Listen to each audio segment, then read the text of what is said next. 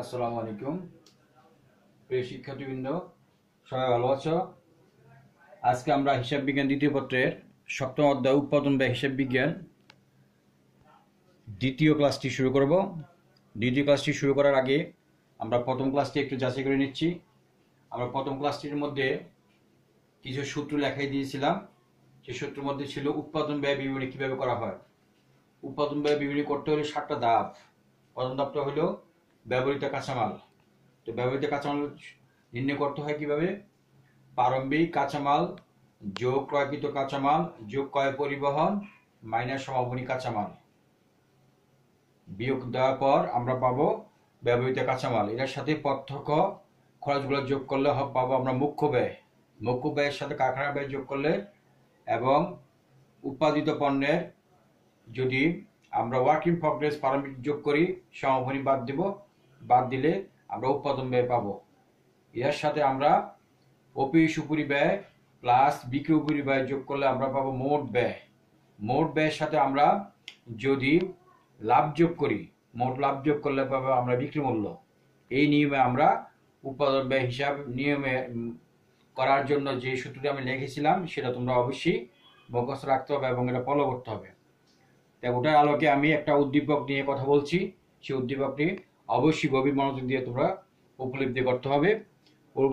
উদ্দীপকটি হলো এই: নিম্নে শাপলা ট্রেডার্স এর উৎপাদন ব্যয় সংক্রান্ত তথ্যাবলী প্রদত্ত হলো। এখানে আছে বিবরণ টাকা, কাঁচামাল ক্রয় 10 লক্ষ টাকা, প্রত্যক্ষ মজুরি 4 লক্ষ টাকা, কারখানা উপরি ব্যয় প্রত্যক্ষ মজুরি 80%। তাহলে প্রত্যক্ষ মজুরি এখানে দেওয়া আছে, এটা 80% ধরলে আমরা এই প্রশ্নের চিহ্নে যে টাকাটা হবে সেটা আমরা পেয়ে যাব। প্রশাসনিক উপরি ব্যয় উৎপাদন ব্যয়ের 15%। আমরা যখন উৎপাদন ব্যয় বিবরণী করবো ওইখানে আমরা উৎপাদন ব্যয় পাবো, সেটা 15% ধরলে এই টাকাটা আমরা পাবো। বিক্রি উপরি ব্যয় বিক্রির উপর 5%। এখানে প্রশ্নে বিক্রি দেওয়া আছে, বিক্রির উপর আমরা 5% ধরবো। তৈরি পণ্যের প্রারম্ভিক মজুদ 5,000 একক, দাম হলো 1,40,000 টাকা। তৈরি পণ্যের সমাপনী একক 10,000 একক। এটার মূল্য দেওয়া না, মূল্য আমাদের অবশ্যই নির্ণয় করতে হবে। বিক্রয় 75,000 একক, দাম হলো 25 লক্ষ টাকা। এখন আমাদেরকে করতে বলা হয়েছে করণীয় উৎপাদিত এককের পরিমাণ, যে আমরা উৎপাদিত একক কীভাবে নির্ণয় করব। খতে বলা হয়েছে তৈরি পণ্যের সমাপনী মূল্য প্রদর্শন করে টিকা সহ আমরা উৎপাদন ব্যয় বিবরণী তৈরি করার জন্য বলা হচ্ছে। গতে প্রতিষ্ঠানের নিট অর্জিত মুনাফা নির্ণয় করার জন্য বলা হচ্ছে। অঙ্ক আসছিল কুমিল্লা বোর্ড 2015 7 নং অঙ্ক আসছিল। এখন আমরা করতেছি, কত বলছে উৎপাদিত এককের পরিমাণ। তা আমরা জানি উৎপাদিত এককের সূত্রটা হচ্ছে এই যে বিক্রয় এককের সাথে সমাপনী একক যোগ করব, প্রারম্ভিক একক আমরা বাদ দিব। বিক্রয় উপরি একক বিক্রয় এককগুলো এখানে দেওয়া আছে 75,000, আমরা প্রশ্ন থেকে নিয়ে আসলাম 75,000 একক প্লাস সমাপনী একক এখানে প্রশ্ন মানে উদ্দীপকে দেওয়া আছে 10,000 একক। এটার সাথে এটা যোগ করলে হবে 85,000 একক মাইনাস প্রারম্ভিক একক। এই প্রারম্ভিক একক এখানে আমাদের প্রশ্নে দেওয়া আছে 5,000। তো এখন 85,000 থেকে 5,000 বাদ দিলে হবে 80,000 একক উৎপাদিত একক। এই সূত্রটা এখানে আমি লেখা হলো উৎপাদিত একক ইকুয়াল টু বিক্রি একক প্লাস সমাপনী একক মাইনাস প্রারম্ভিক একক। এই সূত্র থেকে আমরা 4টে সূত্র নির্ণয় করতে পারি। কিভাবে? এখন যদি আমরা প্রারম্ভিক একক বাইক করি, প্রারম্ভিক একক ইকুয়াল টু উৎপাদিত একক মাইনাস বিক্রি একক মাইনাস সমাপনী একক ইকুয়াল টু প্রারম্ভিক একক।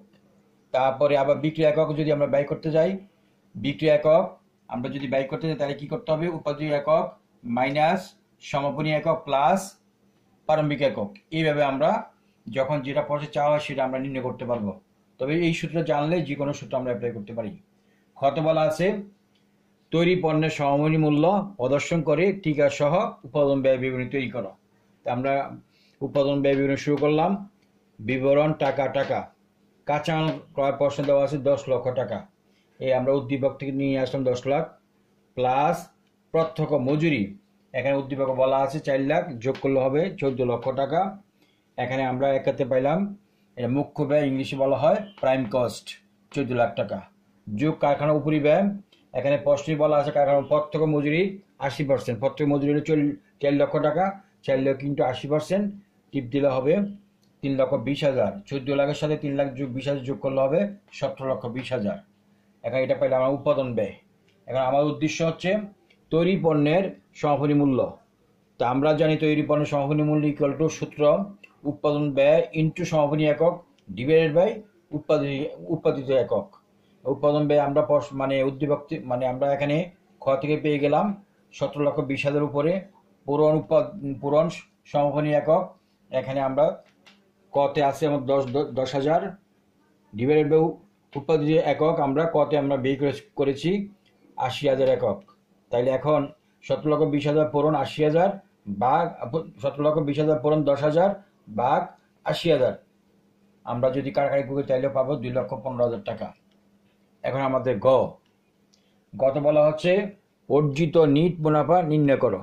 তো অর্জিত নিট মুনাফা নির্ণয় করতে হলে আমরা আগের মতোই গড় করতে হবে আয় বিবরণী ব্যাকের নিট লাভ বা ক্ষতি নির্ণয় বিবরণ টাকা বিক্রয় দেওয়া আছে। আমরা উদ্দীপকে প্রশ্নে লেখা আছে বিক্রয় 65,000 একক, কত টাকা 25 লাখ টাকা আমরা আউট করে আমি লিখলাম।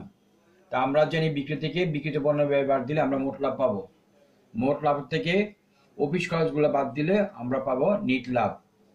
এখন আমরা ওই সূত্র আলোকে আমরা আগাতে যাচ্ছি। এটা আর্থিক বিবরণীর মধ্যে অবশ্যই আছে।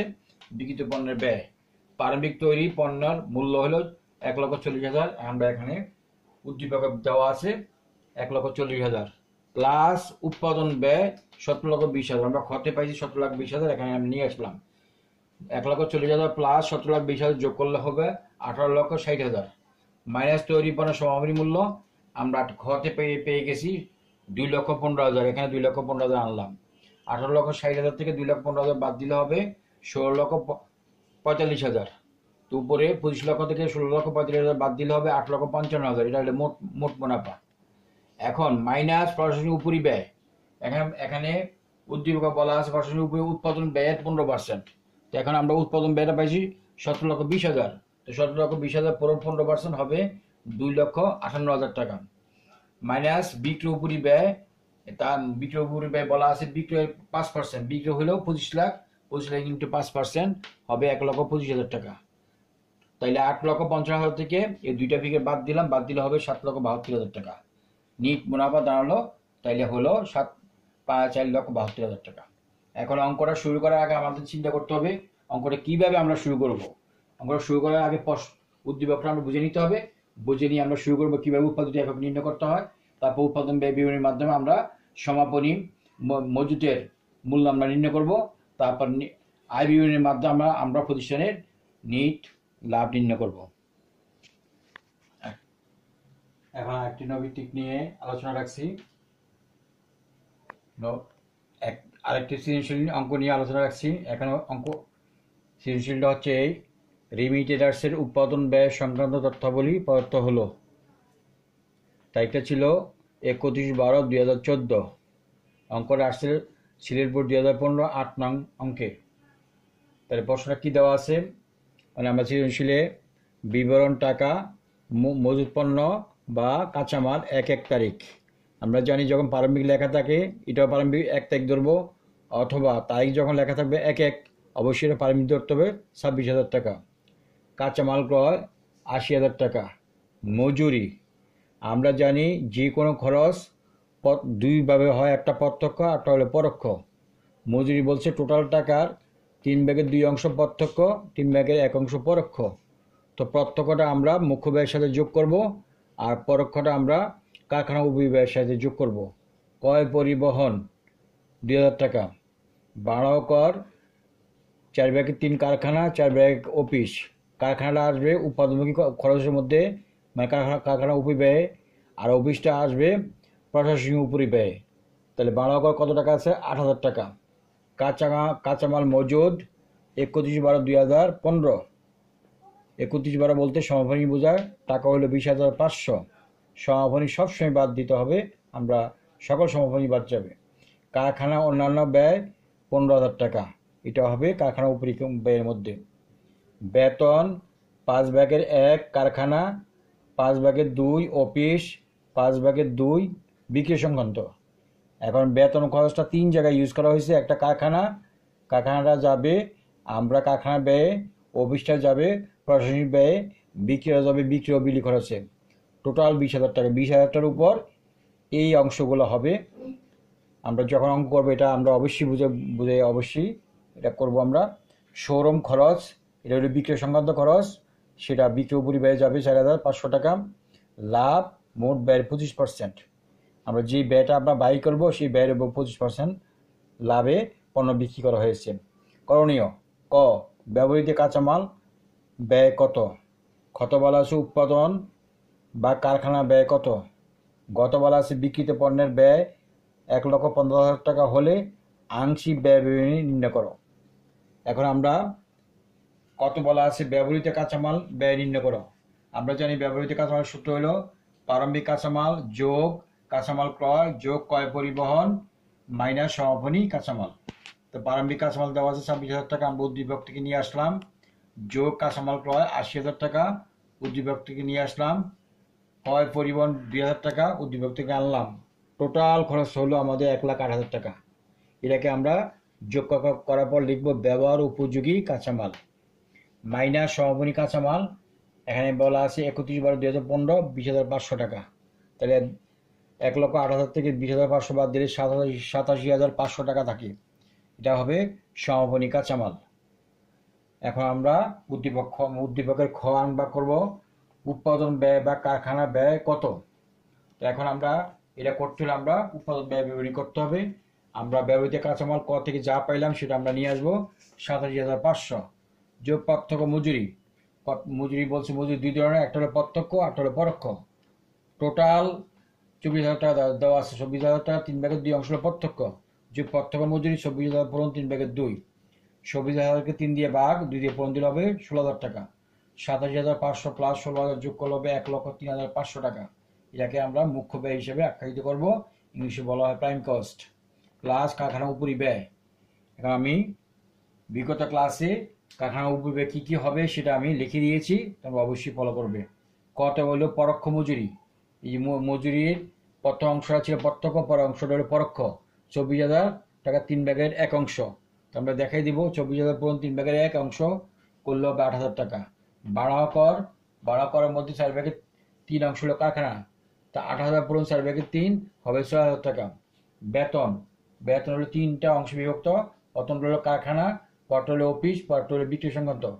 এখন বেতন কারখানা যেটা হলো 20,000 পূরণ 5/1 হবে 4,000 টাকা। অন্যান্য কারখানা উপরি ব্যয় আছে 15,000 টাকা। এই 4টা খরচ যোগ করলে হবে 33,000 টাকা। টোটাল আমরা 1,03,500 প্লাস 33,000 যোগ করলে হবে 1,36,500। এটা উৎপাদন ব্যয় হিসেবে আমরা পাবো, ইংলিশে বলা হয় কস্ট অফ প্রোডাকশন। এখন আমরা বের করে ফেললাম। গতে আসি, বিক্রিত পণ্যের ব্যয় 1.5 লক্ষ টাকা হলে আংশিক ব্যয় বিবরণী নির্ণয় করো। তাহলে ব্যয় বিবরণী এটা সহজ জিনিস, এটা আমরা 19 করে আসছি। বিবরণী মানে এখানে রিমিটেড আসছে এর আংশিক ব্যয় বিবরণী, বিবরণ টাকা টাকা টাকা। এখানে আমরা 3টা কলম করছি, এই জন্য যত ক্যালকুলেশন আছে আমরা প্রথম কলমে করব, মাঝে কলমে যোগ বিয়োগ করব, লাস্টের কলমে ফাইনালি করব। বিক্রিত পণ্যের ব্যয় দেওয়া আছে, আমরা গত দেওয়া আছে 1.5 লক্ষ টাকা। এই 1.5 লক্ষ টাকা আমরা আউটার কলম নিয়ে আসবো। প্লাস পরিচালন ব্যয়। পরিচালন ব্যয় দুই ধরনের, একটা হলো প্রশাসনিক ব্যয়। প্রশাসনিক ব্যয় বলতে এটা অফিসে যেটা ব্যবহার করা হয়েছে। এখানে বলা আছে ভাড়া ও কর 4/1 অফিস, তাহলে 8,000 পূরণ 4/1। 8,000 পূরণ 4/1 করলে 2,000 টাকা। 2 বেতন খরচ। এখন বেতন খরচ বলা আছে 5/2 অংশ অফিস, 20,000 পূরণ 5/2 কাটাকাটি করলে 8,000 টাকা। 2,000 যোগ 8,000 যোগ করলে 10,000 টাকা। এগুলো আমরা পাইলাম প্রশাসনিক ব্যয়। এখন আসি আমরা বিক্রয় উপরি ব্যয়। বিক্রয় উপরি ব্যয় কি? বিক্রয় সংক্রান্ত জিনিসগুলো। বেতনের কিছু অংশ, বেতন বলছে 5/2 অংশ বিক্রয় সংক্রান্ত। তো 20,000 পূরণ 5/2, 20,000 5/2 কাটাকাটি করলে হবে 8,000 টাকা। 20,000 পূরণ 2/5 করলে 8,000 টাকা হবে। এখন আমাদের উদ্দীপকে দেওয়া যায় শোরুম খরচ, যেটা বিক্রয় সংক্রান্ত খরচের মধ্যে পড়ে, সেই জন্য আমরা বিক্রয় উপরি ব্যয় নিয়ে আসবো। শোরুম খরচ হলো 4,500। 8,000 যোগ 4,500 যোগ করলে হবে 12,500 টাকা। তাহলে টোটাল আমরা 1.5 লক্ষ প্লাস 10,000 প্লাস 12,500 যোগ করলে হবে 1,72,500 টাকা। এটাকে মোট ব্যয়, ইংলিশে বলা হয় টোটাল কস্ট। Plus love. উদ্দীপকে বলা আছে লাভ মোট ব্যয়ের 25%। তো আমরা মোট ব্যয় পেয়ে গেছি 1,72,500।